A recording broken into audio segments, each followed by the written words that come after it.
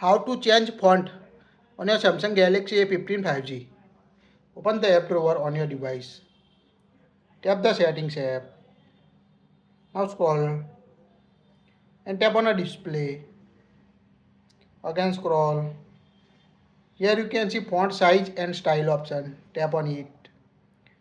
Now tap on a font style. By default you can see set the default font style on your phone. Here you can choose Samsung one, Gothic Bold, Roboto. If you don't want to use default, tap on the download fonts to set the custom font. Now you can see top paid, top free and a new option. Select the font style you want to need or download on your device. Here we select top free. Now tap on the down arrow to download this font on your phone. Now tap on arrow. Now you can see you need to sign into your Samsung account. Now installing the font. Now install. Now go back. You can see Samsung Sans.